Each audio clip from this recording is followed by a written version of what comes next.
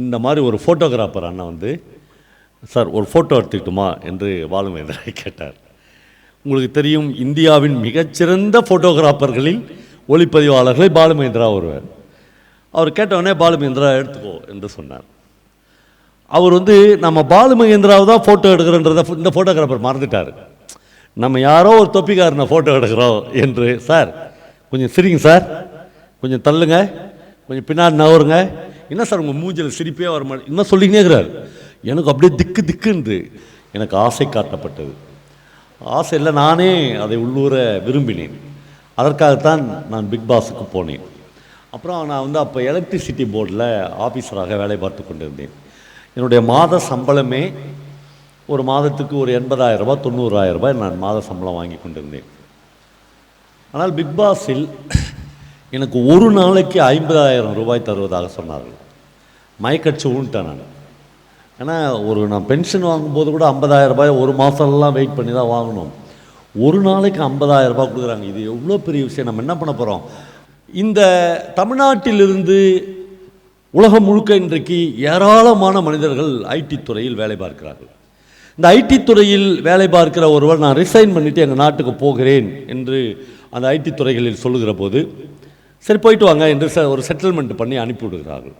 ஆனால் நீங்கள் இல்லை என்றால் அந்த நிறுவனமே இயங்காது என்கிற ஒரு சூழல் வரும்போது, அந்த ஐடி துறையிலிருந்து உங்களிடம் எப்படியாவது பேசி, எத்தனை முறை வேண்டுமானாலும் யாரை வைத்தாவது பேசி உங்களை அங்கேயே தக்க வைத்துக் கொள்வார்கள். என்றால் நீங்கள் இல்லைன்னா உங்களுக்கு அந்த கம்பெனி நடக்காது. ஆக நம்முடைய இந்தியர்களை உலக ஐடி நிறுவனங்கள் ஒரு மேஸ்திரிகளாகவும் ஒரு ஆணாட்களாகவும் ஒரு பெண்ணாட்களாகவும் தான் பார்க்கிறார்கள். ஆனால் அந்த கட்டிடத்தை கட்டி முடிக்கிற ஒரு ஆர்கிடெக்டாகவோ அல்லது ஒரு சிவில் இன்ஜினியராகவோ இருந்தால் அவர்கள் ஒருபோதும் இழக்கவே மாட்டார்கள்.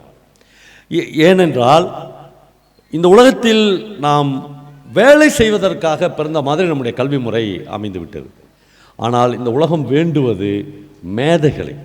இந்த துறையில் இவன் தான் மாஸ்டர், இவன் தான் மேதை. அப்படி ஒரு துறையை நோக்கி நம்முடைய கல்வி முறை நம்மளை அழைத்து சொல்வதில்லை. நம்மளை என்னை அறிமுகப்படுத்தும் போது முதலில் அவர் ஒரு திரைப்பட நடிகர் என்று அறிமுகப்படுத்தினார்கள். கொஞ்ச நேரத்துக்கு முன்னால் நான் வெளியில் போன போது ஒரு பஸ் ஓட்டுகிற டிரைவர் வந்து என்னை பார்த்தார். நீங்கள் நடித்ததிலே உங்களுக்கு எந்த படம் சார் ரொம்ப பிடிக்கும் என்று கேட்டார். எந்த படமும் பிடிக்காதுங்க, எனக்கு ஞாபகமே இல்லை எந்த படத்தில் நடித்தேன் என்று சொன்னேன். ஏனென்றால் ஒரு எழுத்தாளன் என்பவன் நான் ஒரு 10-15 புத்தகங்கள் எழுதியிருக்கிறேன். அது எல்லா மொழிகளிலும் மொழிபெயர்க்கப்பட்டிருக்கிறது. அதை பற்றி வந்து ஒரு எழுத்தாளர் ஒரு வாசகன் பேசும்போது அவர்கள் கையை பற்றி கொள்ள வேண்டும் என்று நான் ஆசைப்படுவேன். நல்ல வேளை இந்த மேடையிலேயோ அந்த மேடைக்கு வெளியிலேயோ உங்களை நான் பிக் பாஸில் பார்த்தேன் சார் என்று யாராவது சொல்லிவிடுவார்களோ என்கிற பயம் இருந்து கொண்டே இருக்குது, ஒரு நடுக்கம் இருந்து கொண்டே இருக்கிறது. இன்றைக்கு மதியானம் டாக்டர் நான் இனியன் எல்லாம் பேசி கொண்டிருந்த போது பிக் பாஸுடைய ஒரு பகுதியை கூட நான் இதுவரையிலும் கேட்டதில்லை என்று இனியன் சொன்னார். ஒரே ஒரு சாப்டரை பார்த்துருந்தேன்னா நான் போயிருக்க மாட்டேன் என்று நான் அவருக்கு பதில் சொன்னேன். ஏன்னா அந்த பிக் பாஸில் என்னை தேர்ந்தெடுத்து விட்டு நீங்கள் ஒரு சாப்டராச்சும் பார்த்துருங்க என்று என்னை வற்புறுத்தினார்கள். அப்படி பார்த்து விட்டால் ஒரு ரிப்பிட்டேஷன் வரும், அதே மாதிரி நாமளும் செய்ய வேண்டியிருக்கும். அப்படிலாம் இருக்க வேணாம், நம்முடைய இயல்போடு நம்ம போகலாம் என்று தான் நான் போனேன். ஆனால் அப்படியெல்லாம் போகக்கூடாது என்பதை வாழ்க்கை எனக்கு 5 நாட்களில் சொல்லி என்னை நானே அங்கிருந்து வெளியேறிவிட்டேன். நம்மளுக்கு எனக்கு ஒரு பேராசை இருந்தது. என்னவென்றால் முதல் ஆசை வந்து நான் வந்து கதை சொல்வது அல்லது பேசுவதை அதிகபட்சமாக தமிழ் சூழலில் ஒரு 5,000 பேர் 10,000 பேர் பார்ப்பார்கள் என்று நம்பிக்கொண்டிருந்தேன். ஆனால் இந்த பிக் பாஸின் மூலமாக நான் சொல்லுகிற கருத்துக்கள் அல்லது என்னுடைய உரைகள் ஒரு 3 கோடி பேர் 4 கோடி பேருக்கு ஒரே நேரத்தில் போய்விடும் என்று எனக்கு ஆசை காட்டப்பட்டது. ஆசை இல்லை, நானே அதை உள்ளூர விரும்பினேன். அதற்காகத்தான் நான் பிக் பாஸுக்கு போனேன். அப்புறம் நான் வந்து அப்போ எலக்ட்ரிசிட்டி போர்டில் ஆஃபீஸராக வேலை பார்த்து கொண்டிருந்தேன். என்னுடைய மாத சம்பளமே ஒரு மாதத்துக்கு ஒரு 80,000 ரூபாய் 90,000 ரூபாய் நான் மாத சம்பளம் வாங்கி கொண்டிருந்தேன். ஆனால் பிக் பாஸில் எனக்கு ஒரு நாளைக்கு 50,000 ரூபாய் தருவதாக சொன்னார்கள். மயக்கடிச்சு ஊன்ட்டேன் நான். ஏன்னா நான் பென்ஷன் வாங்கும்போது கூட 50,000 ரூபாய் ஒரு மாதம்லாம் வெயிட் பண்ணி தான் வாங்கணும். ஒரு நாளைக்கு 50,000 ரூபாய் கொடுக்குறாங்க. இது எவ்வளோ பெரிய விஷயம். நம்ம என்ன பண்ண போகிறோம்? வீட்டில் இருக்கிறதை விட 40 வருஷமாக ஒரே மனைவியினுடைய முகம், ஒரே பிள்ளைங்களுடைய முகம், தூங்கி எழுந்துச்சா அவங்க முகத்தில் முடிக்கிறோம். புதுசாக நல்ல ஆண்கள் பெண்களோட வேறு ஒரு புது டீமோட ஒர்க் பண்ணலாம் அப்படின்ட்டு தான் நாங்கள் உள்ளே போனேன். போன உடனே ஒரு 2-3 நாளில் நம்ம இடம் இது இல்லை, நம்ம ஏன்டா அங்கே வந்தோம் அப்படின்னு எனக்கு தோணுச்சு. எனக்கு 60 வயதாகுது. 60 வயதில் என் வாழ்க்கையை திரும்பி பார்க்கிற போது நான் என்னுடைய 15வது வயதில் வாசிக்க ஆரம்பித்தேன். அநேகமாக என்னுடைய 60 வயதில் என்னுடைய வாசிப்பற்ற நாட்கள் என்பது எப்பாவது இருந்திருக்கிறதா என்று யோசித்தால் இருந்திருக்கலாம். ஆனால் பெரும்பாலான நாட்களில் நான் வாசித்து கொண்டே இருக்கிறேன்.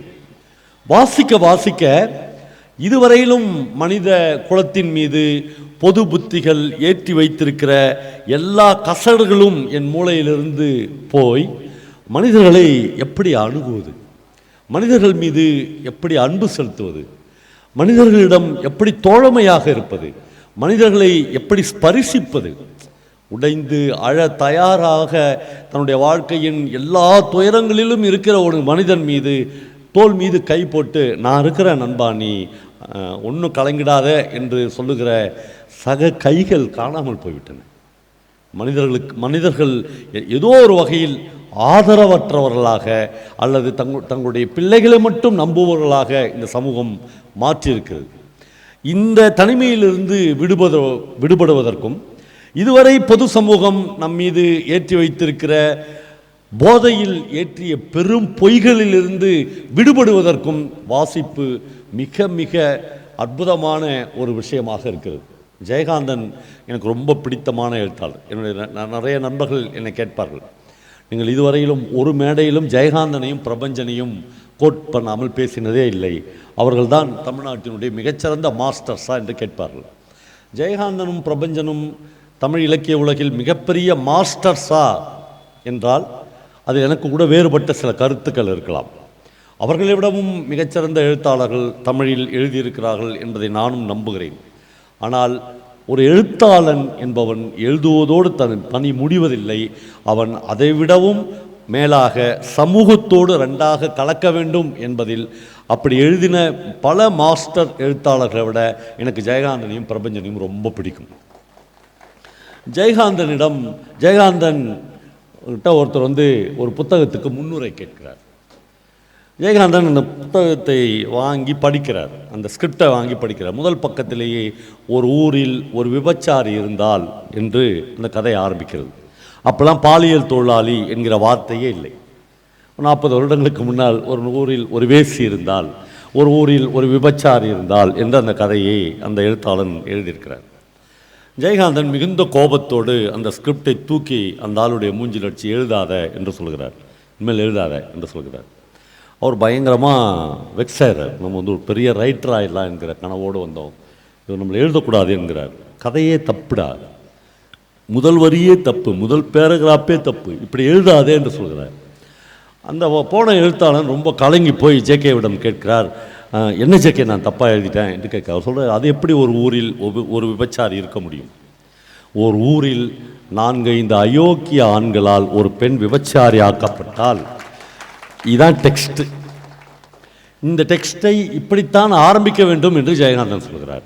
இப்போ ஜெயகாந்தனுக்கு ஒரு ஊரில் ஒரு விபச்சாரி இருந்தால் என்று எழுத தெரியாது, எழுத முடியாது. ஏனென்றால் அவர் நிறைய விஷயங்களை, ரஷ்யன் லிட்ரேச்சரை, நிறைய சோவியத் இலக்கியங்களை, உலக இலக்கியங்களை தொடர்ந்து வாசித்த ஒருவனால் ஒரு ஊரில் ஒரு விபச்சாரி இருந்தால் என்று எழுதவே முடியாது. ஒரு ஊரில் 4-5 அயோக்கிய ஆண்கள் இருந்தார்கள், அவர்களால் ஒரு பெண் விபச்சாரத்துக்கு தள்ளப்பட்டால் என்று தான் எழுத முடியும். இதுதான் ஒரு பொது புத்தியிலிருந்து இலக்கிய வாசிப்பு வேறு ஒரு பார்வையை நமக்கு கொடுக்கும். ஜெயகாந்தனுடைய ஒரு புகழ்பெற்ற கதை இருக்கிறது, அந்தரங்கம் புனிதமானது அந்த கதையின் பெயர். இந்த மேடையில் நிறைய பேர் என்னுடைய வயதை ஒத்தவர்கள், என்னுடைய விட வயதுக்கு அதிகமானவர்கள் இருக்கிறார்கள். அந்த கதையின் மிகச்சிறிய சுருக்கத்தை நான் உங்களோடு பகிர்ந்து கொள்ள விரும்புகிறேன், விவாதிக்க விரும்புகிறேன். கல்வி முறை என்பதே ஒரு தர்க்கபூர்வமான கல்வி முறை இன்னும் தமிழ்நாட்டுக்கு வரவில்லை என்பது ஒரு எழுத்தாளனாக என்னுடைய ஆதங்கம்.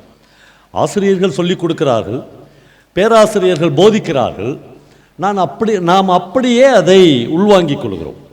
நாம் தர்க்கபூர்வமான கல்விக்கு ஒரே ஒரு விஷயத்துக்கு 2 காரணங்கள் இருக்கிறது என்று ஒரு பேராசிரியரோ ஆசிரியரோ சொல்லிக் கொடுத்து நாம் இதுவரையிலும் அதை விவாதித்து அப்புறம் இதுதான் முடிவு என்ற ஒரு முடிவுக்கு வகுப்பறைகள் வர வேண்டும். துரதிர்ஷ்டவசமாக வகுப்பறைகள் கற்பிக்கிற கூடங்களாக மட்டும் தமிழ்நாட்டில் மாறிவிட்டன. இந்தியாவில் அப்படித்தான் இருக்கிறது. ஆசிரியர்கள் சொல்லிக் கொடுப்பார்கள், பேராசிரியர்கள் போதிப்பார்கள், நாம் அதை வீட்டுக்கு போய் மனப்பாடம் பண்ணிவிட வேண்டும், நாம் ஒரு எக்ஸாம் எழுத வேண்டும், நாம் பாஸ் பண்ணிவிட்டால் நாம் பெரிய மேதையாகி விடலாம் என்கிற விஷயம் இருக்கிறது. அவர்கள் சொல்லிக் கொடுத்தது சரியா தப்பா என்கிற ஒரு விவாதத்துக்கே நம்மால் போகவே முடியவில்லை. நான் ஒரு என்னுடைய எழுத்தாளர் நண்பரோடு பேசி கொண்டிருந்த போது ஒரு விஷயம் சொன்னார். அது என்னென்னா, இப்பொழுது உலகத்தின் ஐடி ஃபீல்டுக்கு மிகப்பெரிய இடம் இருந்தது என்று நாம் சொல்லலாம். ஒரு 4-5 வருடங்களாக அதில் மிகப்பெரிய சரிவு ஏற்பட்டிருக்கிறது. உலகத்தில் இருக்கிற எல்லா மனித இனக்குழுக்களிலும் யூதர்கள் தான் கம்ப்யூட்டரில் இணையத்தில் மிகப்பெரிய பங்களிப்பை செய்வார்கள். அவர்கள்தான் ரொம்ப ஷார்ப் என்று சொல்வார்கள். இந்த தமிழ்நாட்டிலிருந்து உலகம் முழுக்க இன்றைக்கு ஏராளமான மனிதர்கள் ஐடி துறையில் வேலை பார்க்கிறார்கள். இந்த ஐடி துறையில் வேலை பார்க்கிற ஒருவர், நான் ரிசைன் பண்ணிவிட்டு எங்கள் நாட்டுக்கு போகிறேன் என்று அந்த ஐடி துறைகளில் சொல்லுகிற போது, சரி போயிட்டு வாங்க என்று ஒரு செட்டில்மெண்ட் பண்ணி அனுப்பிவிடுகிறார்கள். ஆனால் நீங்கள் இல்லை என்றால் அந்த நிறுவனமே இயங்காது என்கிற ஒரு சூழல் வரும்போது, அந்த ஐடி துறையிலிருந்து உங்களிடம் எப்படியாவது பேசி, எத்தனை முறை வேண்டுமானாலும் யாரை வைத்தாவது பேசி உங்களை அங்கேயே தக்க வைத்துக் கொள்வார்கள். என்றால் நீங்கள் இல்லைன்னா உங்களுக்கு அந்த கம்பெனி நடக்காது. ஆக உலகத்தில் உள்ள ஐடி நிறுவனங்களுக்கு ஒரு எம்ப்ளாய்ஸ் இல்லை. இப்படி புரிந்து கொள்ளலாம். இப்போது ஒரு கன்ஸ்ட்ரக்ஷனில், ஒரு பெரிய கட்டுமானத்தில் நம்முடைய இந்தியர்களை உலக ஐடி நிறுவனங்கள் ஒரு மேஸ்திரிகளாகவும் ஒரு ஆணாட்களாகவும் ஒரு பெண்ணாட்களாகவும் தான் பார்க்கிறார்கள். ஆனால் அந்த கட்டிடத்தை கட்டி முடிக்கிற ஒரு ஆர்கிடெக்டாகவோ அல்லது ஒரு சிவில் இன்ஜினியராகவோ இருந்தால் அவர்கள் ஒருபோதும் இழக்கவே மாட்டார்கள். ஏனென்றால் இந்த உலகத்தில் நாம் வேலை செய்வதற்காக பிறந்த மாதிரி நம்முடைய கல்வி முறை அமைந்து விட்டது. ஆனால் இந்த உலகம் வேண்டுவது மேதைகளை. இந்த துறையில் இவன் தான் மாஸ்டர், இவன் தான் மேதை. அப்படி ஒரு துறையை நோக்கி நம்முடைய கல்வி முறை நம்மளை அழைத்து சொல்வதில்லை.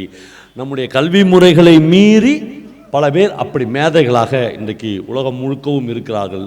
அவர்கள் வகுப்பறைகளை தாண்டி வேறு புத்தகங்களை படித்தவர்கள். வகுப்பறைகளை தாண்டி எனக்கெல்லாம் நீங்கள் என்னுடைய பல நேர்காணல்களில் உங்களுடைய பெஸ்ட் டீச்சர் யார் என்று கேட்பார்கள். எல்லா நேர்காணல்களும் நாம் தவறாமல் ஒரே பதிலை சொல்லியிருக்கிறேன். துரதிர்ஷ்டவசமாக என்னுடைய பெஸ்ட் டீச்சர் யாரும் என்னுடைய வகுப்பறைகளிலோ, என்னுடைய பள்ளிக்கு வகுப்பறைகளிலோ, என்னுடைய கல்லூரி வகுப்பறைகளிலோ ஒருவர் கூட இல்லை. நான் என் வாழ்க்கையில் பின்பற்றக்கூடாதவர்கள் என்று என்னுடைய ஆசிரியர்களைத்தான் நினைத்தேன். ரொம்ப ஷாக்காக இருக்கும். ஒருவேளை உங்களுக்கு பெஸ்ட் டீச்சர் உங்கள் வகுப்பறைகளிலே கிடைத்திருக்கலாம். எனக்கு கிடைக்கல. ஏனென்றால் நான் +2, +1, +2 படிக்கிற போது எங்கள் வகுப்பில் என்னோடு படித்த பெண்களுக்கே எங்கள் தமிழ் வாத்தியார், எங்கள் இங்கிலீஷ் வாத்தியாரெலாம் லவ் லெட்டர் கொடுப்பதை நான் பார்த்துருக்கிறேன். எங்கள் வகுப்பில் படிக்கிற மிக ஏழ்மையான குழந்தைகளின் அப்பா அம்மாக்களுக்கு எங்கள் வாத்தியாரங்களே வட்டிக்கு விடுவதை, பசங்களே வட்டி காசை எடுத்துன்னு 2ஆம் தேதி அவருடைய டேபிளில் கொடுப்பதை நான் பார்த்துருக்கிறேன். வாழ்ந்தால் இவனுங்களை மாதிரி வாழவே கூடாது என்று நான் முடிவெடுத்திருக்கிறேன். ஆக என்னுடைய சின்ன வயதில் என்னுடைய டீச்சர்ஸ் எங்கே இருக்கிறார்கள், என்னுடைய ஆசிரியர், என்னுடைய குரு, என்னுடைய ஆசான் எங்கே இருக்கிறார்கள் என்று தேட ஆரம்பித்தேன். நான் அப்படி தேட தமிழில் பெற்றுக்கொண்ட ஆசான்களும் டீச்சர்களும் ஆசிரியர்களும் இன்று வரையிலும் நான் அவர்களை பின்தொடர்கிறேன். குறைந்தது தமிழில் ஒரு 30-40 பேர் என்னுடைய டீச்சர்ஸாக இருக்கிறார்கள்.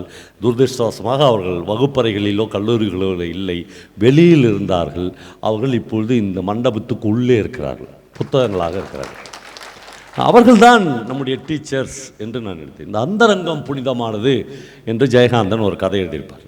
இந்த கதையில் உங்களுக்கு தெரியும், கொஞ்ச நாளுக்கு முன்னால் வரையிலும் நம்முடைய தமிழ்நாட்டில் கூட்டு குடும்பங்கள் என்பது இருந்தது. இந்த கூட்டு குடும்பங்களில் அப்பாவும், இந்த கதையில் வருகிறவருடைய ஒரு பேராசிரியர், அவருக்கு ஒரே ஒரு பையன். அந்த பையனை தாத்தா பாட்டியிடம் வளருவதற்காக விட்டிருப்பார்கள். நிறைய பேர் நாம் கூட நம்ம விட பெஸ்ட்டு நம்ம அப்பா அம்மா தான் அல்லது மனைவியின் அப்பா அம்மா தான் என்று குழந்தையை கொண்டு போய் அங்கே விட்டுருவோம். அவன் திடீர்னு ஒரு நாள் வளர்ந்து வந்து உங்கள் முன்னாடி நிற்கிற போது ஒரே சந்தோஷமாக இருக்கும். சார் நம்மளை தெரியாமல் நம்ம பிள்ளை இப்படி வளர்ந்துட்டானேங்கிற ஒரு சந்தோஷமாக இருக்கும். அந்த மாதிரி தாத்தா பாட்டியிடமிருந்து வளர்ந்த ஒரு பிள்ளை அப்பா அம்மாவிடம் வந்து சேருவான். ஒரு 2 நாள் அவனுக்கு இந்த வீடே ஒரு மாதிரியான ஒரு டிஸ்டர்பன்ஸாக இருக்கும். ஏன்னா அவன் ரொம்ப நாள் தாத்தா பாட்டிக்கிட்டே வளர்ந்தவன். மெட்ராஸில் இப்படி ஒரு நெருக்கமான சூழலில் அப்பா அம்மா மட்டும் இருக்கிறது இருக்கும். 2வது நாள் அப்போல்லாம் லேண்ட்லைனில் ஒரு ஃபோன் வரும். இந்த பையன் அந்த ஃபோனை எடுப்பான். எதிரிலிருந்து ஒரு பெண் குரல் கேட்கும். டார்லிங் எங்கே இருக்கீங்க என்று கேட்கும். அந்த வீட்டில் அப்பா மட்டும்தான் ஆண். அப்பாவை மட்டும்தான் ஒரு பெண் டார்லிங் என்று அழைக்க முடியும். இவன் எதுவும் பேசாமல் ஃபோன் ரிசீவரை காதில் வைத்து கொண்டிருப்பான். அந்த பொண்ணு சொல்ல, வழக்கம் போல் இன்றைக்கி 7 மணிக்கு மெரினா பீச்சில் மீட் பண்ணலாமா என்று கேட்பாள். இவன் ஓகே என்று குரலை மாற்றி சொல்லி ஃபோனை கட் பண்ணுவான். பையன் பயங்கர ஷாக் ஆகிடுவான்.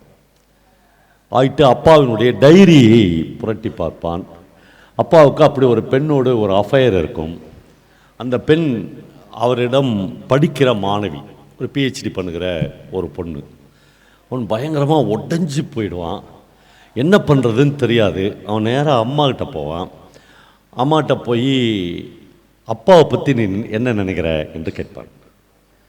அம்மா சொல்லுவாள், புதுசாக என்னடா நினைக்கிறதுக்குது, அப்பா ரொம்ப ஒரு அருமையான மனுஷன், என்னை ரொம்ப நல்லா பார்த்துக்கிறாரு இத்தனை வருஷத்தில். நோ, அப்பா உனக்கு தொடர்ந்து துரோகம் செய்கிறார். அம்மா சொல்கிறாள், நான் ஒரு நாளும் இல்லை, உனக்கு தெரியாது. எப்படி சொல்கிறேன்? அப்பாவுக்கு இன்றைக்கு ஒரு ஃபோன் வந்தது. அந்த ஃபோனில் ஒரு பெண் பேசினார். அதற்கு பிறகு நான் அப்பாவுடைய டைரியெல்லாம் எடுத்து புரட்டி பார்த்தேன். அப்பாவுடைய மாணவி அந்த பொண்ணு. இவர்கள் உனக்கு தெரியாமல் பல வருடங்களாக பழகி கொண்டிருக்கிறார்கள். இது துரோகம் இல்லையா? அம்மா சொல்கிறாள், துரோகம் என்று நான் ஒருபோதும் உனக்கு சொல்லவே இல்லை. அம்மா ஷாக்கே ஆகலை. அவள் சொல்லுகிறாள், நண்பர்களே, ஒரு எழுத்தாளன் ஒரு நூற்றாண்டுக்கு எவ்வளோ பெரிய ஒரு புது கருத்தை முன்வைக்கிறான்.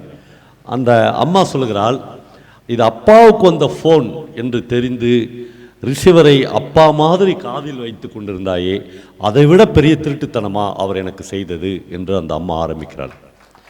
ஒரு அப்பாவினுடைய டைரியை, அவருடைய பர்சனல் டைரியை அவருக்கு தெரியாமல் எடுத்து புரட்டி படித்தது எவ்வளோ பெரிய அயோக்கியத்தனம். அப்பாவுக்கு நீ செய்தது எவ்வளோ பெரிய துரோகம். அதை விடவா பெரிய துரோகத்தை உங்கள் அப்பா எனக்கு பண்ணிட்டாரு. அவருக்கு என்னிடம் கிடைக்காத ஏதோ ஒரு இன்டலெக்சுவல் கம்பானியன் அல்லது ஏதோ ஒன்று அந்த பெண்ணிடம் கிடைக்கிறது என்றால் எனக்கு அதில் பிரச்சனையே இல்லை. அவன் உடைந்து போகிறான். அவனுக்கு எங்கே போகிறதுனே தெரில. இந்த வீட்டில் 2 பேர் இருக்கிறார்கள். ஒருத்தட்ட பேசினா இந்த மாதிரியான ஒரு பதில் கிடைக்கிறது. வேறு எங்கே போய் பேசுவது என்று தெரியாமல் அவன் அப்பாவிடமே பேச ஆரம்பிக்கிறான். அப்பாவிடம் அவன் சொல்லுகிறான், எனக்கு வந்து சாயங்காலம் ஒரு ஃபோன் வந்துச்சு. அப்பா அதிர்ச்சி அடையவே இல்லை. அப்படியாப்பா, என்ன வந்துச்சு? இல்லை, நீங்கள் ஒரு பொண்ணோட ஸ்நேகமாக இருக்கிறீர்கள், அந்த பெண்ணும் நீங்களும் மெரினா பீச்சில். ஆமாம், நாங்கள் ரெகுலராக மெரினா பீச்சில் சந்தித்து கொள்வோம் என்று அவர் சொல்கிறார். இந்த பையனுக்கு இதெல்லாம் தாங்கவே முடியல. நீங்கள் அப்பாவுக்கு பெரிய துரோகம் செய்கிறீர்கள். அப்பா கேட்கிறார், அம்மா சொன்னாலா என்று கேட்கிறார். இல்லை, அம்மா ரொம்ப இன்னசென்ஸ், அம்மாவுக்கு தெரியாது. அதனால் நீங்கள் உங்கள் கல்வி அறிவை வைத்துக்கொண்டு உங்களுடைய ஆளுமையை வைத்துக்கொண்டு அம்மாவை ஏமாற்றுகிறீர்கள். அப்பா சொல்லுகிறாள், நான் ஒருபோதும் அம்மாவுக்கு துரோகம் செய்கிறேன் என்று நீதான் சொல்லுகிறே ஒழிய அம்மா சொல்லவே இல்லை. இந்த விவாதம் ஒரு தர்க்கத்தில் மாறி அந்த பையன் இரவு வீட்டுக்கு போய்விடுகிறான். அப்பா வீட்டுக்கு போய்கிறார். கதை இப்படி முடிக்கிறார் ஜெயகாந்தன்.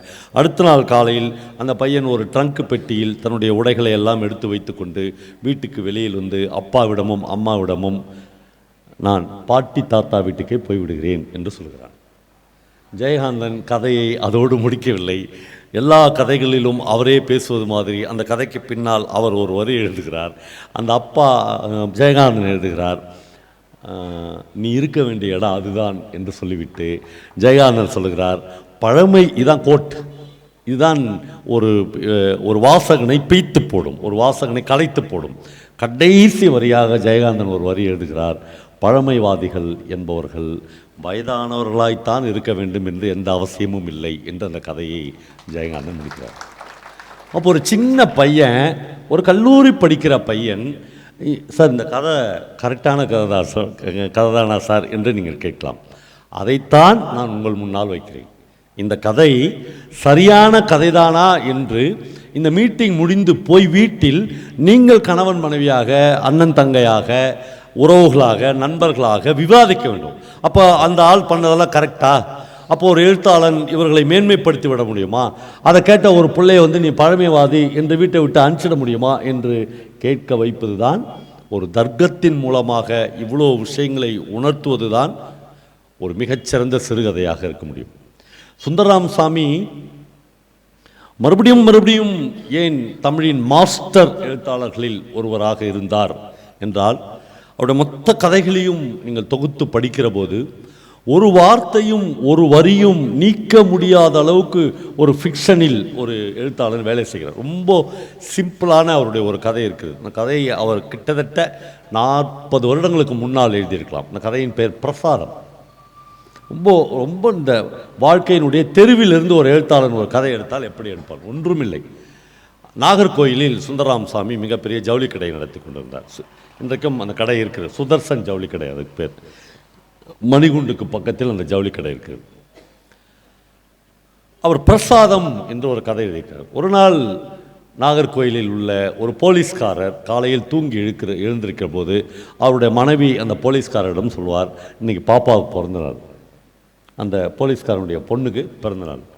என்றைக்கும் கை வீசின்னு வெறும் கை வீசின்னு வர மாதிரி இன்றைக்கும் வந்துடாரு, பாப்பாவுக்கு கவுன் வாங்கிறதுக்காச்சும் ஒரு 50 ரூபா தேத்தின்னு வா என்று சொல்லி ஆசீர்வதித்து தன்னுடைய கணவனுக்கு விபூதி அடித்து நீ போயிட்டு வா என்று அனுப்புவார். இப்போ இந்த போலீஸ்காரனுக்கு நாகர்கோயிலில் எந்த மனித முகங்களை பார்த்தாலும் ஒரு 50 ரூபாய் தேராதா என்று பார்ப்பார். எல்லா மனித முகங்களிலும் அவனுக்கு ஒரு குற்றவாளி தெரிவான்.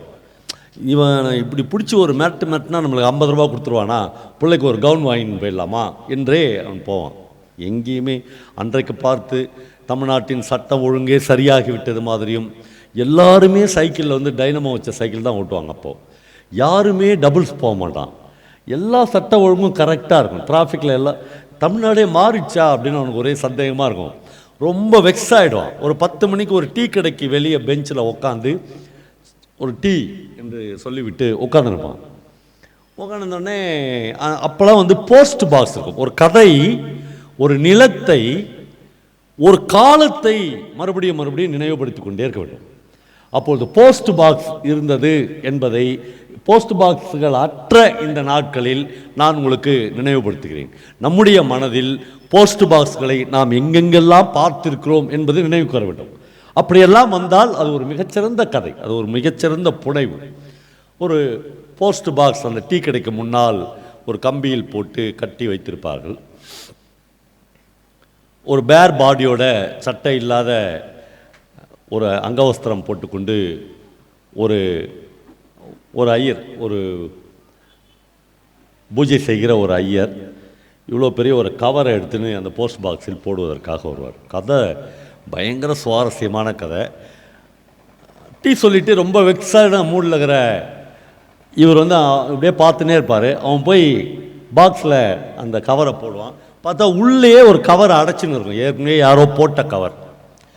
அவர் ஐயர் என்ன பண்ணுவார், இவர் இன்னும் லெஃப்ட் ஹேண்டில் வச்சுக்கின்னு அந்த ஏற்கனவே போட்ட கவர் இருக்குதுல்ல அதை வெளியே எடுப்பார்.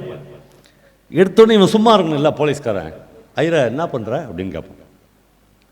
அவர் சொல்ல, சார் ஒன்றும் இல்லை சார், நான் ஒரு கவர் போடலான்னு வந்தேன், ஏற்கனவே ஒரு கவர் உள்ளே அடைச்சின்னு இருந்துச்சு, அதை எடுக்கிறேன்னு சொல்லுவார். அடாடாடாடா, கதையை அடிக்கிற நீ, எஸ்பி ஆஃபீஸ்லேருந்து என்ன ஸ்பெஷல் டியூட்டி போட்டுக்கிறாங்கங்க. இவன் டீ குடிக்க வந்தவன், 50 ரூபாய் தேர்ல வந்தவன், ரொம்ப நாளாக இந்த போஸ்ட் பாக்ஸில் போடுற லெட்டர்லாம் திருடு போகுது அப்படின்னு எஸ்பி ஆஃபீஸுக்கு ஒரு ப்ராட் வந்துக்குது. அதனால் எஸ்பி இவனுக்கு ஒன்றுமே புரியாது. சார் நானா சார் பண்ணேன், ஒரு கவர், அதெல்லாம் நீ ஸ்டேஷனில் சொல்லுன்றான். வழக்கமாக போலீஸ்காரங்க ஸ்டேஷனில் சொல்லுங்கன்னு. இவர் சார் நான் இதுவரை ஸ்டேஷன் பக்கமே வந்துடல, இன்றைக்கி வா சொல்லு. 2 பேரும் பேசினே இருப்பாங்க. இவன் ரொம்ப கெஞ்சுவான், சார் நான் சத்தியமாக ஒரு தப்பும் பண்ணல, எனக்கு புள்ள குட்டி கூட கிடையாது, எனக்கு கல்யாணமே ஆகலை, நான் வந்து நீலகண்டனுக்கு பூஜை பண்ணி பிழைக்கிறேன், நான் ஏன் சார் கவரை திருடி நான் என்ன சார் பண்ண போகிறேன். அவன் உண்மையிலேயே லாஜிக் பேசுவார் அந்த ஐயர். இவன் போலீஸ்காரன், இவன் தாண்டா அந்த 50 ரூபா கேஸு அப்படின்னு முடிவு பண்ணி அவனை இன்னும் பயமுறுத்துவார். சார் போலீஸ் ஸ்டேஷனுக்கு போனால் என்ன சார் ஆகணும் அப்படின்னு அந்த ஐயர் கேப்பார். போன உடனே ஒரு எஸ்ஐ வந்துக்கிறான் நாகர்கோவிலேருந்து, கன்னியாகுமரிலேருந்து வந்து இப்போ தான் அப்பாயின்மெண்ட்டு. யாருக்கிட்டையும் எதுவுமே பேசுவான். போன உடனே தவடையிலே 2 கொடுப்பான். சார் நான் என்ன சார் பண்ணேன், அதை தான்ப்பா நீ அங்கே வந்து சொல்லு.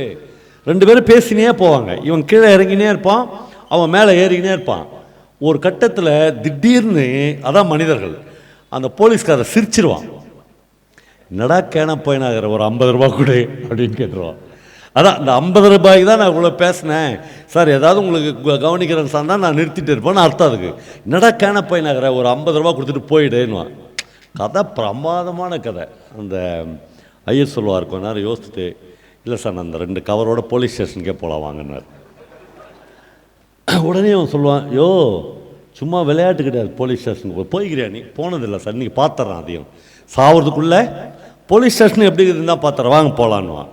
இப்போ இவன், யோ உனக்கு தெரியாது அந்த கன்னியாகுமரி சார், எந்த கன்னியாகுமரிந்து வந்த எஸ்ஐயாக இருக்கட்டும், நான் அவர்கிட்ட சொல்லி அப்படி தான் 2 அடி அடிச்சுட்டு போட்டுமே சார், எனக்கு என்ன பொண்டாட்டியா பிள்ளையா, யாருக்கு நான் அவமானப்படுவார், வாங்க சார் போகலான்னு. இப்போ இவன் மாட்டிக்குவான். ஏற்கனவே அவன் மாட்டினதுக்கு பதில் இவன் மாட்டிக்குவான். சரி வேறு வழி இல்லை, சரி போகலாம் அப்படி அவன் சைக்கிளை தள்ளின்னு போவான். போலீஸ்காரன் ஐயர் வந்து 2 கவரை கையில் வச்சுன்னு அவர் நடப்பார். யார் யாரை கூட்டின்னு போகிறதுன்னு தெரியலன்னு சுந்தராம் சாமி எழுதியிருப்பார்.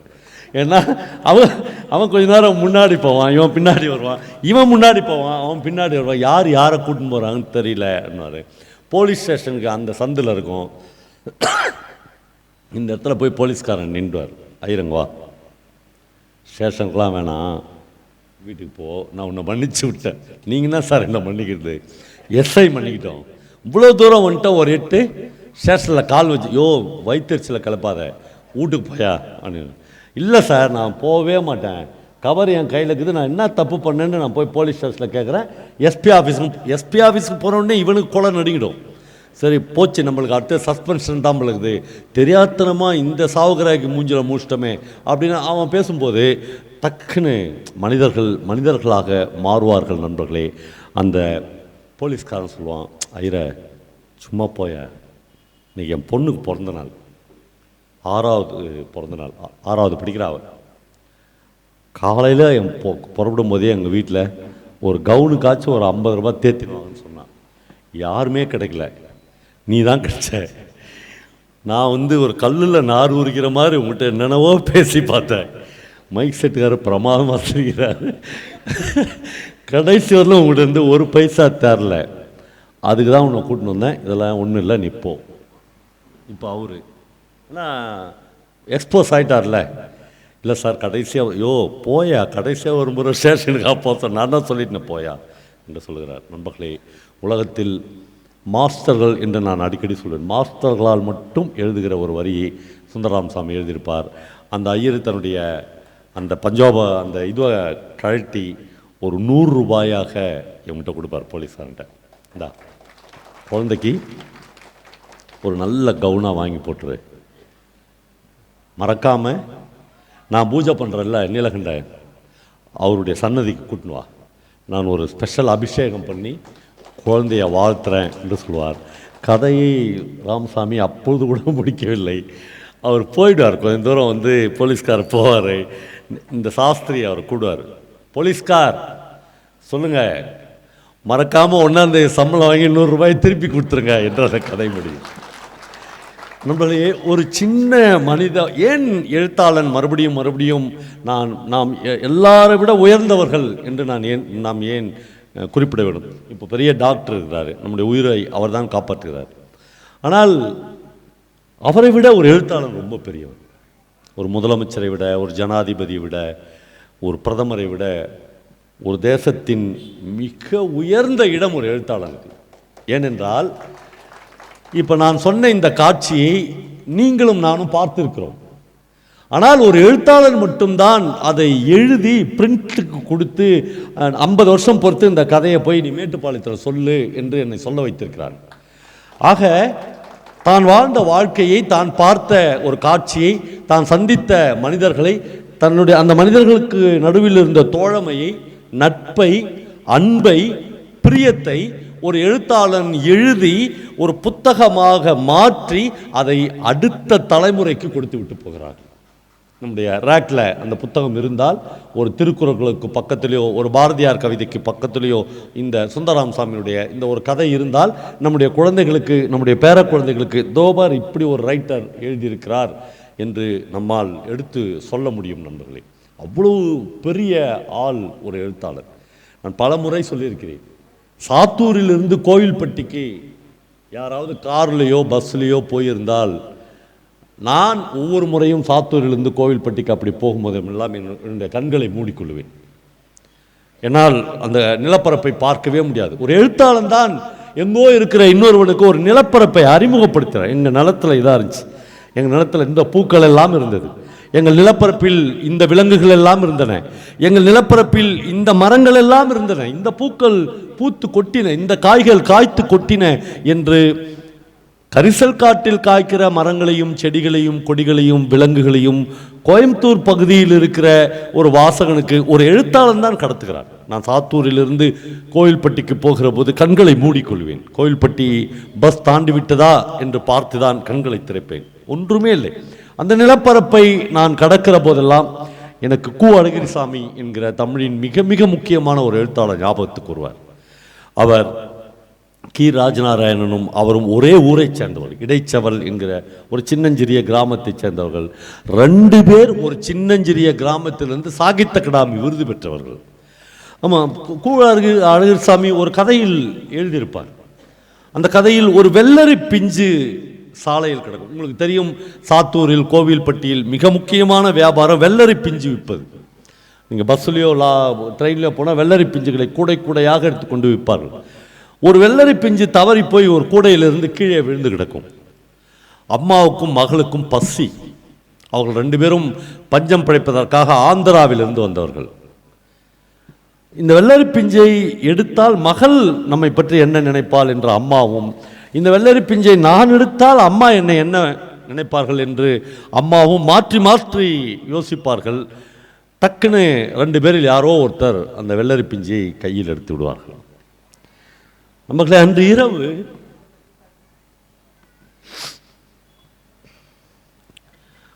இரவு இப்படிப்பட்ட ஒரு தெருவின் ஏதோ ஒரு இருட்டில் அந்த அம்மா நின்று கொண்டிருப்பாள். ஏதோ ஒரு ஹோட்டலில் வேலை செய்து விட்டு வருகிற ஒரு சர்வர் பையன் அந்த அம்மாவிடம் வந்து நீ வரையா என்று கேட்பான். எங்கோ ஒரு இருட்டில் போய் அந்த அம்மா அந்த பையனோடு இருந்து விட்டு வந்து விடுவாள். பசி. 10 ரூபாய் அவன் கொடுப்பான். மகள் கேட்பான், அவனுக்கு ஏது 10 ரூபாய் என்று கேட்பான். நம்ம சொல்லுவா, எனக்கு என்ன சொல்கிறதுன்னு தெரியல, அந்த பையன் கூட போனேன். அந்த பொண்ணு வந்து தலையில் அடிச்சுன்னு அழுவா. 10 ரூபாய்க்காக இப்படி பண்ணிட்டியே. நண்பர்களே, 10 ரூபாய்க்காக தன்னுடைய அம்மா சோரம் போய் விட்டாலே என்பதற்காக அந்த பெண் அழவே மாட்டார். நான் எதுக்கடி இருக்கிறேன் என்று அழுவா. என்ன நினச்சிருக்கலாம்ல. இதற்கு மேலெல்லாம் இந்த கதையை என்னால் பகிர்ந்து கொள்ள முடியாது. இவ்வளவு துயரம் நிறைந்த ஒரு நிலப்பரப்பை நான் பஸ்ஸிலோ காரிலோ ரயிலிலோ கடக்கிற போது 60-70 வருடங்களுக்கு முன்னால் கு. அழகிரிசாமி என்கிற எழுத்தாளன் இதையெல்லாம் இந்த நிலத்தில் இருந்தது என்று எழுதிவிட்டு போயிருக்கிறானே என்பதெல்லாம் ஒரு வாசகனாக என்னுடைய நினைவுக்கு வரும். எனக்கு 60 வயது ஆகிறது. இன்னும் நான் எவ்வளோ நாள் உயிரோடு இருப்பேன் என்று தெரியவில்லை. ஆனால் என் வாழ்க்கையில் நான் கடவுளிடம் அல்லது இயற்கையிடம் யாரிடமாவது உனக்கு என்ன வரம் வேண்டும் என்று கேட்டால், நான் சாகிற கடைசி மூச்சு வரையிலும் வாசிப்பற்ற நாட்களை எனக்கு கொடுத்து விடாதே என்று நான் கேட்க வேண்டும் என்று ஆசைப்படுவேன். ஏனென்றால் வாசிப்பு என்னை வெவ்வேறு மனநிலைகளில் மாற்றியிருக்கிறது. வாசிப்பு எனக்கும் எங்கள் அப்பாவுக்கும் ஒரு பேரன்பில் நாங்கள் 2 பேரும் சண்டை போட்டுக்குவோம், நாங்கள் 2 பேரும் அடித்து கொள்வோம். ஆனால் இது பேரன்பின் வெளிப்பாடு தான். ஒரு மிடில் கிளாஸ்லேயோ, ஒரு அப்பர் மிடில் கிளாஸ்லேயோ ஒரு அப்பாவை ஒரு பிள்ளை அடித்து விட்டால் அவ்வளோதான். அந்த வாழ்க்கையினுடைய கடைசி இறுதி கட்டம் வரையிலும் அந்த பையனும் அப்பாவும் சேரவே மாட்டார்கள். ஒரு புள்ள போய் ஒரு அப்பாவை, எங்கள் அப்பாவை நான் அடித்திருக்கிறேன். எங்கள் அப்பா எனக்கு கல்யாணம் ஆன பிறகு தெருவெல்லாம் துரத்தி துரத்தி என்னை அடித்திருக்கிறார். அது பேரன்பின் வெளிப்பாடு என்பதை எனக்கு வாசிப்பு தான் சொல்லிக் கொடுத்தது. எங்கள் வீட்டில் ஒரு புகைப்படம் இருக்கிறது. அந்த புகைப்படத்தை தமிழ்நாட்டின் பிரபலமான புகைப்படக்காரர் ஆர் சீனிவாசன் ஒரு படம் எடுத்தார். எங்கள் வீட்டில் என்னை அறிந்த நண்பர்களுக்கு தெரியும், கிட்டத்தட்ட ஒரு 40-50 வருடங்களாக ஒரு அணையா விளக்கு எங்கள் வீட்டில் அடுப்பு எரிந்து கொண்டே இருக்கும். ராத்திரி நீங்கள் 12 மணிக்கோ 1 மணிக்கோ எங்கள் வீட்டு கதவை தட்டினாலும் உங்களுக்கு சோறு கிடைக்கும். அப்படி ஒரு ஏற்பாட்டை என்னுடைய அம்மா கடைபிடித்தால், எங்கள் அம்மாவுக்கு பிறகு என்னுடைய மனைவியும் அதை கடைபிடித்தார். ராமானுஜம் சொல்வது மாதிரி துரதிருஷ்டவசமாக நாங்கள் அந்த கிச்சனுக்கு போகாதவே ஒரு ஆணாதிக்க சிந்தனையோடையே இருந்து விட்டோம். இதை அவங்க பார்த்துக்கிட்டோம் என்று ரொம்ப தப்பான விஷயம். இதெல்லாம் ரொம்ப பெருமையாக சொல்லிக்கொள்ள வேண்டிய விஷயம் இல்லை. இரவு பகல் எந்த நேரத்தில் வந்தாலும் எங்கள் வீட்டில் ஒரு சோறு கிடைக்கும். எங்கள் அம்மா யார் எங்கள் வீட்டுக்கு வந்தாலும், தம்பி சலிக்க இருந்துட்டு போ என்று சொல்லுவாங்க. இந்த வார்த்தையை மறுபடியும் யூஸ் பண்ணுவாங்க. உனக்கு எப்பொழுது சலிக்கிறதோ அதுவரையில் இந்த வீட்டில் இருந்துட்டு போ என்று சொல்வார். எனக்கும் டாக்டருக்கும் பொதுவான நண்பன் முத்துக்குமார், உங்களுக்கு தெரியும், பாடலாசிரியர் முத்துக்குமார். இன்றைக்கு அவனுடைய நினைவு நாள். முத்துக்குமார்லாம் வீட்டிலேருந்து புறப்படும் போதே எனக்கு நாங்கள் எங்கள் பெட்ரூமை காலி பண்ணிவிட்டு எங்கடா போய் படுகிறது நானேன்னு கேட்பேன். என் தெருவில் படுத்துக்கோ என்று சொல்லுவார். அவனுக்கு அந்த பெட்ரூமை கொடுத்துடணும். மெட்ராஸ்லேருந்து திருவண்ணாமலைக்கு வர அந்த 3.5 மணி நேரத்தில் ஒரு 20 கால் பண்ணுவான். சின்ன மீனாக வாங்கி குழம்பு வைக்கணும்னா பெரிய மீன் வாங்கக்கூடாது, பெரிய மீன் வறுக்கிறதுக்கு மட்டும்தான், அப்புறம் கொஞ்சம் உருளைக்கிழங்கு பொடி மாஸ் வேணும், அவனுடைய மெனு இதெல்லாம். அப்படி ஒரு தம்பியை நாங்கள் எல்லாம் இழந்து விட்டோம். அப்படி இருக்கும் எங்கள் வீடு. நான் எதுக்காக சொல்கிறேன்னா, ஒரு கலை என்பது என்ன, ஒரு ஆர்ட் என்பது என்ன. காஞ்சனி சீனிவாசன் எங்கள் அம்மாவை ஒரு ஃபோட்டோ எடுத்துக்கிறார். அந்த ஃபோட்டோ மட்டும்தான் எங்கள் அம்மாவுடைய நினைவாக எங்கள் வீட்டில் இருக்குது. இது ஒரு ஃபோட்டோகிராஃபர் இருக்கிறார். என்னென்னா, ஒரு ட்ரங்க் பெட்டியில் வச்சு ஒரு எவர் சில்வர் தட்டில் எங்கள் அம்மா சாப்பிட்டுட்டு அந்த பருக்கைகள் எல்லாம் கையில் ஒட்டி கொண்டு இருக்கிற ஒரு ஃபோட்டோ இருக்கும். அதுதான் எங்கள் வீட்டில் இருக்கிற ஒரே ஃபோட்டோ. இப்போது எங்கள் அம்மா இறந்து 15-20 வருடங்கள் இருக்கும். எங்கள் அம்மாவை பார்க்க வருகிற அல்லது எங்கள் அம்மாவை நினைவுபடுத்த விரும்புகிற, எங்கள் அம்மாவை பற்றியான நினைவுகளை பகிர்ந்து கொள்ள விரும்புகிற என்னுடைய நண்பர்களுக்கோ என்னுடைய வாசகர்களுக்கோ எங்கள் அம்மா இவங்க தான் என்று என்னால் காட்ட முடியும். கையில் சோற்று பருக்கையோடு இருக்கிற ஒரு மனுஷி. இதுதான் ஒரு பெஸ்ட் ஆர்ட், தான் ஒரு பெஸ்ட்டு ஃபோட்டோகிராஃப். நான் போய் அவங்ககிட்ட எங்கள் அம்மா எல்லாருக்கும் சோறு போடுவாங்க. ராத்திரி 12 மணிக்கு ஜெயமோகனும் ராமகிருஷ்ணன் வந்தால் எங்கள் அம்மா கோழியாக இருப்பாங்க. அதெல்லாம் சொல்லவே தேவையில்லை. கையில் சோற்று பருக்கையோடு இருக்கிற ஒரு ஃபோட்டோகிராஃபி அவ்வளோ முக்கியமானது. இந்த உலகத்தில் இருக்கிற எல்லா கலையும் அவ்வளோ முக்கியமானது. நான் கடைசியாக முடிப்பதற்கு முன்னால் ஒன்று சொல்லுகிறேன். பாலுமகேந்திரா என்னுடைய மிக நெருங்கிய தோழர். என்னை மருமகனாக ஏற்றுக்கொள்வார். என்னுடைய மனைவி தான் அவருக்கு மகள். என்னை எப்பொழுதும் மாப்பிள்ளை என்று அழைப்பார். ஒரு முறை திருவண்ணாமலையில் நாங்கள் முற்போக்கு எழுத்தாளர் சங்கத்தினுடைய மாநாடு நடத்தின போது பாலுமகேந்திரா வந்திருந்தார். இந்த மாதிரி ஒரு ஃபோட்டோகிராஃபர் அண்ணன் சார் ஒரு ஃபோட்டோ எடுத்துக்கிட்டுமா என்று பாலுமகேந்திரா கேட்டார். உங்களுக்கு தெரியும், இந்தியாவின் மிகச்சிறந்த ஃபோட்டோகிராஃபர்களில் ஒளிப்பதிவாளர்களை பாலுமகேந்திரா ஒருவர். அவர் கேட்டவுடனே பாலுமகேந்திரா எடுத்துக்கோ என்று சொன்னார். அவர் நம்ம பாலுமகேந்திராவை தான் ஃபோட்டோ எடுக்கிறன்றதை இந்த ஃபோட்டோகிராஃபர் மறந்துட்டார். நம்ம யாரோ ஒரு தொப்பிக்காரனை ஃபோட்டோ எடுக்கிறோம் என்று. சார் கொஞ்சம் சிரிங்க சார், கொஞ்சம் தள்ளுங்க, கொஞ்சம் பின்னாடி நவருங்க, என்ன சார் உங்கள் மூஞ்சில் சிரிப்பே வர மாட்டேன், இன்னும் சொல்லிக்கினே இருக்கிறார். எனக்கு அப்படியே திக்குன்னு, டேய் நீ யாரடா ஃபோட்டோ எடுக்கிற, அவர் எவ்வளோ பெரிய ஃபோட்டோகிராஃபர். எல்லாம் முடித்த உடனே பாலுமகேந்திரா ரொம்ப ஸ்மைலோடு சொன்னார், தம்பி இதெல்லாம் நீ பண்ணுப்பா, என்ன பண்ண சொல்லக்கூடாது அப்படின்னாரு. சொல்லிவிட்டு நீங்கள் ஸ்டுடியோ வச்சுக்கிறியான்னு கேட்டார். ஆமாம் சார் அப்படின்னு அவர் பெருமிதமாக சொன்னார். பாலுமகேந்திரா சொன்னார், நீ கடைசி வரலும் ஸ்டுடியோ தான் வச்சுருப்பேன், அதுக்கு மேலே எங்கேயுமே உன்னால் போக முடியாது என்று சொன்னார். அப்போ கிரியேட்டிவிட்டி என்பது, படைப்பூக்கம் என்பது ஒரு லேமேனிலிருந்து முற்றிலும் வேறுபட்டு, ஒரு தனி மனிதன் ஒரு வாழ்க்கையை பார்ப்பதற்கும், ஒரு படைப்பாளி ஒரு வாழ்க்கையை பார்ப்பதற்கும், ஒரு விஞ்ஞானி ஒரு வாழ்க்கையை பார்ப்பதற்கும் நிறைய வேறுபாடுகள் இருக்கிறது. அதைத்தான் எழுத்து மறுபடியும் மனிதர்களுக்கு கடத்தி கொண்டே இருக்கிறது. என் வாழ்க்கையில் நான் இவ்வளோ புஸ்தகத்தை படிச்சுட்டேன், 20,000 புஸ்தகம் படித்தேன், 30, அதெல்லாம் எண்ணிக்கை எல்லாம் மனிதர்களுக்கு தேவையே இல்லை. அந்த ஒரு வரியை கூட ஒன்றும் இல்லை, நான் ஒரே ஒரு வரியை சொல்லி முடிக்கிறேன். என்னுடைய மனைவி சைலஜா வந்து சுமித்ரா என்று ஒரு நாவலை மொழிபெயர்த்திருக்கிறார். ரொம்ப ஆப்டான இடம் இது, இது சொல்லி முடிக்கலாம். அந்த நாவல் வந்து பக்கத்தில் கேரளாவில் இருக்கிற கல்பட்டா நாராயணன் என்கிற ஒரு மிகப்பெரிய மாஸ்டர் எழுதின ஒரு நாவல். அது மலையாளத்தில் படமாக கூட வந்திருக்கிறது. அந்த நாவலில் ஒரு 38 வயது பெண் சுமித்ரா வீட்டில் இருப்பாள். அவளுடைய கணவன் பெயர் வாசுதேவன். அவளுக்கு ஒரு பெரிய காப்பி தோட்டம் சொந்தமாக இருக்கும். காலையில் எழுந்து 2 மணி நேரம் வாசுதேவன் வாக்கிங் போவார். அப்படியே ஒரு பெரிய வாக் போயிட்டு வீட்டுக்கு வந்து 9 மணிக்கு டிஃபனுக்கு வருவார். அன்று காலையில் அந்த நாவல் இப்படித்தான் ஆரம்பிக்கும். அன்று காலையில் வாசுதேவன் வாக்கிங் போயிருப்பார். 8 மணிக்கு சுமித்ராவுக்கு ஒரு மாரடைப்பு வந்து இறந்து போவாள். அவள் அந்த ஹாலில் அவளுடைய டெட் பாடி இருக்கும். 9 மணிக்குத்தான் வாசுதேவன் வீட்டுக்கு வந்து கதவை திறப்பார். வீட்டில் மனைவி பிணமாக கிடப்பாள். கல்பட்டா நாராயணன் அந்த காட்சியை எழுதுகிறார். அவளுடனான உலகத்தில் வாழ்வதற்கு வாசுதேவனுக்கு இன்னும் 1 மணி நேரம் வாய்த்திருக்கிறது என்று அந்த நாவலை ஆரம்பிக்கிறார். ஏன்னா 9 மணிக்கு தான் தெரியும் மனைவி இறந்து விட்டாள் என்று. 9 மணி வரலும் தன்னுடைய மனைவி உயிரோடு இருக்கிறாள் என்கிற வாழ்க்கையை வாசுதேவன் வாழ்ந்திருக்கிறான் என்று ஆரம்பிப்பார். அந்த நாவலில் ஒரு வரியை கல்பட்டா நாராயணன் எழுதியிருப்பார். அதுதான் இந்த புத்தக கண்காட்சியில் நான் உங்களோடு பகிர்ந்து கொள்ள விரும்புகிற ஒரு வார்த்தை. அவர் சொல்லுகிறார், மனித வாழ்க்கை இப்படியெல்லாம் இல்லை, மனித வாழ்க்கை என்று இல்லை, மீனின் துள்ளளவே உள்ள மனித வாழ்க்கை என்று அந்த வாழ்க்கையை முடிவு பண்ணுகிறார். ஒரு மீன் அப்படி தண்ணியிலேருந்து எகிரி குச்சி அப்படி துள்ளி விழுந்து செத்து, அவ்வளோதான்டா நீ. இந்த வாழ்க்கைக்குள் நாம் எவ்வளவு பொறாமைகள், எவ்வளவு கசப்புகள், எவ்வளவு வன்மங்கள், எவ்வளவு சொத்து சேர்த்தல்கள், எவ்வளவு காழ்ப்புகள், சக மனிதர்கள் மீது எவ்வளவு அன்பற்றவர்கள், நம்முடைய குடும்பம், நம்முடைய மகன், நம்முடைய மனைவி என்று எவ்வளவு குறுக்கீடுகள், எவ்வளவு சுருங்குதல்கள், இதையெல்லாம் வாசிப்பு வேறு ஒரு கட்டத்தில் துடைத்து எறிந்து, அப்படி இல்லை, நீ ஒரு மீனின் துள்ளளவு தான் வாழப்போகிறாய்.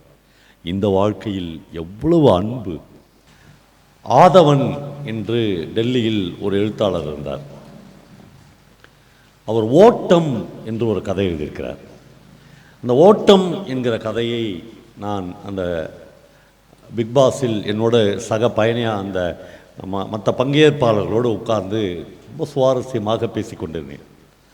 இப்பொழுது நிறைய குழந்தைகளுக்கு இங்கே ஷீல்டு கொடுத்தார்கள், நிறைய குழந்தைகளுக்கு பரிசுகள் கொடுக்கிறார்கள். பெண் குழந்தைகள் அந்த பரிசுகளை வாங்கும்போது அவருடைய அம்மாக்கள் முகத்தில், அப்பாக்கள் முகத்தில், சகோதரர்கள் முகத்தில், நண்பர்கள் முகத்தில் மிகுந்த சந்தோஷம் இருப்பதை நான் பார்ப்பேன். ஆனால் யாராவது தப்பித்தவறி என் முகத்தை பார்த்திருந்தீர்கள் என்றால், நான் சுடுகாட்டுக்கு போன மாதிரி என் முகத்தை வந்து இறுகி கொண்டு உட்கார்ந்துருப்பேன். அது எனக்கு ஒரு பெரிய சந்தோஷமே வந்ததில்லை. வாசிப்பற்ற நாட்கள் என்பது எனக்கு தலைப்பு. ஏன் எனக்கு அதில் பெரிய சந்தோஷம் வந்ததில்லை என்றால், ஒரு வாசிப்பு இதுக்கெல்லாம் பெரிய சந்தோஷப்பற்றாத என்று என்னை மாற்றியது அது ஆதவனுடைய ஓட்டம் சிறுகதை. அந்த சிறுகதையை ஆதவன் இப்படி ஆரம்பிக்கிறார். ஒரு பெரிய அப்பார்ட்மெண்ட். அந்த அப்பார்ட்மெண்ட்டில் ஒரு 8வது மாடியில் ஒரு தமிழ்நாட்டு பெண் குடியிருக்கிறார். அவளுக்கு ஒரு 30-35 வயது இருக்கும். அவளுக்கு 7ஆம் கிளாஸ் படிக்கிற ஒரு பையன் இருக்கிறான். கரெக்டாக சொல்கிற மாதிரி நம்மளுக்கெல்லாம் இந்த புள்ள பிடிக்கிற பஸ் வர மாதிரி ஒரு மஞ்சா பஸ் வருதில்ல, ஒரு தெருவுலையும் சுற்றினிருக்குல்ல, அந்த மாதிரி ஒரு பஸ்ஸில் அவருடைய குழந்தையை 8:20க்கு ஏற்றி விட வேண்டும். 8:21க்கு போனால் கூட அந்த பஸ் போய்விடும். அந்த அப்பார்ட்மெண்ட்டுக்கு வெளியில், கேட்டுக்கு வெளியில் தான் அந்த பஸ் நிற்கும். அம்மா தன் குழந்தைக்கு சோறு ஊட்டி விட்டு அல்லது காலைல டிஃபன் கொடுத்து விட்டு அந்த குழந்தையை கூட்டின்னு போய் அந்த பஸ்ஸில் ஏற்றி விடுவார்கள். அன்றைக்கு குழந்தைக்கு டிஃபன் விட்டு விட்டு அந்த பையனை கூட்டின்னு போய் பஸ்ஸில் அவனே போயிடுவான். அவன் போயிட்ட பிறகு அந்த அம்மா பார்ப்பால், மத்தியானம் அவன் கொண்டு போக வேண்டிய டிஃபன் பாக்ஸை அந்த மேசையிலேயே விட்டு போயிடுவான். அதுதான் கதை. உடனே அந்த பையன் போயிட்ட உடனே அந்த அம்மா ரொம்ப பதறி போய் அந்த டிஃபன் பாக்ஸை எடுத்துக்கொண்டு மணி பார்ப்பார். 8:20க்குள் அவங்க பையன் அந்த பஸ்ஸுக்கு போய்விட வேண்டும். இந்த அம்மா ஒரு 3 நிமிடம் 4 நிமிடம் லேட்டாக அந்த டிஃபன் பாக்ஸை கையில் எடுத்துக்கொண்டது. இப்போ இந்த அம்மா போய் தன்னுடைய பையனுக்கு, மகனே நீ வந்து டிஃபன் பாக்ஸை விட்டுட்டு போயிட்ட, மதியானம் என் புள்ள பட்னியாக இருக்கக்கூடாது என்பதற்காக ஓடி போய் கொடுக்க வேண்டும். அந்த அம்மா கணக்கு போடும். நாம் நடந்து போகிறதுக்குள்ளே பஸ்ஸு போயிடும். பையன் பஸ்ஸில் ஏறி விடுவாங்க. மத்தியானம் எல்லா குழந்தைகளும் சாப்பிடும்போது என் பிள்ளை மட்டும் பட்னியாக இருப்பான். கடவுளே, ஒருபோதும் என் பிள்ளை பட்னியாக இருக்கக்கூடாது, நான் இந்த டிஃபன் பாக்ஸை எப்படியும் கொடுத்தாக வேண்டும் என்று நேரம் பார்த்து விட்டு அந்த அப்பார்ட்மெண்ட்டை கவனிப்பால். நிறைய பேர் எதிரில் அங்கே இங்கே வழக்கமான வாழ்க்கை சுழண்டு கொண்டே இருக்கும். அந்த அம்மா டிஃபன் பாக்ஸை எடுத்துன்னு வேகமாக ஓடுவாள். இந்த கதையின் பெயரே ஓட்டம். அப்படியே ஓடுவாள். ஓடி போய் மூச்சு வாங்க அந்த பையன் பஸ்ஸில் உட்காந்துங்கும்போது ஜன்னல் வழியாக, மகனே டிஃபன் பாக்ஸை மறந்துட்டேன் என் செல்லம் என்று அந்த டிஃபன் பாக்ஸை கொடுப்பாள். அவள் தேங்க்யூ மம்மி என்று அந்த பையன் சொல்லுவாங்க. ஆசுவாசப்படுத்தி கொண்டு மனிதர்களை அந்த அம்மா நிதானிப்பாள். நிறைய பேர் இவள் ஓடுவதை கவனித்து கொண்டிருப்பார்கள். அதற்காக அவள் கவலைப்படவே மாட்டாள். எனக்கு யார் பார்த்தாலும், யார் என்னுடைய உடல் அசைவுகளை கவனித்தாலும் எனக்கு கவலையே இல்லை. என் புள்ள மதியானம் பட்னியாக இருக்கக்கூடாது, அது மட்டும்தான் எனக்கு ஒரே கனவு. நான் ஓடிவிட்டேன் என்று ஆசுவாசப்படுத்தி கொண்டு திரும்பி வரும்போது அந்த அம்மாவின் கண்கள் நிறையும். அந்த அம்மா கடவுளுக்கு நன்றி சொல்வார். கடவுளே நன்றி, பல ஆண்டுகளுக்கு பிறகு என் ஓட்டத்தை மீட்டெடுத்து கொடுத்ததற்காக உனக்கு நன்றி என்று கடவுளுக்கு சொல்வார். வீட்டில் வந்து பார்த்தால் அவள் வாங்கிய பதக்கங்கள், அவள் இந்த மாதிரி மேடையில் வாங்கின ஏராளமான அவார்ட்ஸ் எல்லாம் ஒரு கோடிப்பையில் கட்டி அவள் வீட்டு பரன் மீது கிடப்பதை அவள் கண்ணீரோடு பார்ப்பாள். எனக்கு தெரிந்து 190க்கும் மேற்பட்ட பெண்கள் வாங்கின பதக்கங்கள், அவர்கள் வாங்கின அவார்ட்ஸு, அவர்கள் பாடின பாடல்கள், அவர்கள் கேட்ட கதைகள், அவர்கள் படித்த புத்தகங்கள் எல்லாம் திருமணத்திற்கு பின்பு ஒரு பரன் மீது கிடப்பதை நாம் ஒத்துக்கொள்ள வேண்டும். நண்பர்களே, ஒரு சாதாரண எழுத்தாளன் இந்த கதையை எழுதியிருந்தால் கதையை இதோடு முடித்திருப்பான். ஆனால் ஆதவன் மாதிரியான மாஸ்டர்ஸ் ஒரு கதையை எழுதுகிற போது எப்படி எழுதுவார்கள் என்பதை நான் கற்றுக்கொண்டேன். அடுத்த நாள் விடியும், அடுத்த நாள் அந்த பையனுக்கு அந்த அம்மா இட்லி ஊட்டுவாள், அடுத்த நாள் பக்கத்தில் டிஃபன் கேரியரில் சாப்பாடு போட்டு வைத்திருப்பாள். அவள் இப்பொழுதும் கடவுளிடம் வேண்டிக் கொள்வாள், கடவுளே இன்றைக்கும் என் மகன் இந்த டிஃபன் பாக்ஸை மறந்து விட்டு விட்டு போய்விட வேண்டும். நான் இந்த டிஃபன் பாக்ஸை எடுத்து ஓடி போய் என் மகனுக்கு அந்த டிஃபன் பாக்ஸை கொடுத்து விட்டு வர வேண்டும். இப்படியாகிலும் என்னுடைய ஓட்டத்தை மீட்டெடுத்து கொள்ள வேண்டும் என்று ஆசைப்படுவார். நண்பர்களே, நம்மில் எத்தனை பேர் நம்முடைய பாடல்களை திருமணத்துக்கு பின் மறந்திருக்கிறோம்? நான் வாசித்த நாட்களை, நம்முடைய மனிதர்களை, நம்முடைய சக மனிதர்களை, நம்முடைய தோழமைகளை, நம்முடைய பள்ளி தோழிகளை, நம்முடைய பள்ளி தோழர்களை எல்லாம் திருமணம் என்கிற ஒரு விஷயம் கட்டுப்படுத்தி நாம் நம்முடைய கணவர்களுக்காகவும் நம்முடைய குழந்தைகளுக்காகவும் வாழ்ந்துவிட்டு செத்துவிட வேண்டும் என்கிற ஒரு விதி யாரால் உருவாக்கப்பட்டது என்று தெரியவில்லை. இந்த உலகத்தில் நமக்கான வாழ்க்கையை மனிதர்கள் வாழவே ஆரம்பிக்கவில்லையோ என்கிற ஒரு பயம் ஏற்படுகிறது. இந்த பயத்தை, இந்த கசடை, இந்த கசப்பை வாசிப்பு மட்டும்தான் சரி பண்ணி கொடுக்கிறது. வாசிப்பு மட்டும்தான் இதுவரையிலும் நாம் வாழ்ந்த வாழ்க்கையை திரும்பி பார்க்க வைக்கிறது. பேராசிரியர் மாடசாமி சொல்லுவார், இந்த ரெட் பால் பாயிண்ட் பேனா என்ற ஒரு புக் இருக்குது, ராமானுஜத்துக்கெல்லாம் தெரியும்னு நினைக்கிறேன். அந்த பேனாவில் சொல்லுவார், வாத்தியார்கள் அதை 0 மார்க் போடுறது, அப்புறம் வந்து அடிக்கிறது, இன்ட்டு போட்டு அடிக்கிறது, பேப்பரில் அடிக்கிறது, நீ உருப்பட மாட்ட அப்படின்ற ரேஷன் கார்டில் வெரி இது ப்ராக்ரஸ் கார்டில் வெரி பூவர் அப்படின்னு எழுதுறது தான் இதுவரையிலும் பயன்படுத்தி கொண்டிருக்கிறோம். மாடசாமி சொல்லுகிறார், இல்லை, அதே ரெட் பாயிண்ட் பேனாவில் குட், வெரி குட், பெஸ்ட், 10க்கு 10 என்று மார்க் போடவும் இதே ரெட் பால் பாயிண்ட் பேனாவை பயன்படுத்த முடியும் என்று எழுதுகிறார். அதே தான் நண்பர்களே வாசிப்புக்கும். இந்த வாசிப்பில் நீங்கள் மூழ்குகிற போது, இந்த வாசிப்பை நீங்கள் இன்றைக்கி நைட்டு போய் நீங்கள் 4 புத்தகம் வாங்கி போய் படிச்சிடுங்க பார்க்கலாம், அதெல்லாம் சத்தியமாக முடியாது, அதெல்லாம் சும்மா சொல்கிறீங்கன்னு அர்த்தம். ஏன்னால் வாசிப்பற்றவர்கள் வாசிப்பை தங்களுடைய ஒரு கருவியாக பயன்படுத்துவதற்கு அல்லது பழக்கமாக பயன்படுத்துவதே குறைஞ்சது எனக்கு தெரிஞ்சு குறைந்தபட்சம் ஒரு 15 நாள் வேணும். ஒரு மன ஒருமைப்பாடு வந்தால் தான் உங்களால் வாசிக்கவே முடியும். நான் இன்றைக்கி போய் சில குறிப்புகள் வாசித்தரலாம் அப்படிலாம் யாருமே போய்விட முடியாது. ஒருவேளை இந்த வாழ்க்கையில் நாம் இன்னொரு மனிதர்களாக வாழ வேண்டும் என்று விரும்புபவர்கள் இன்றையிலிருந்து ஒரு புத்தகத்தை வாசிக்க தொடங்கினால் நன்றி.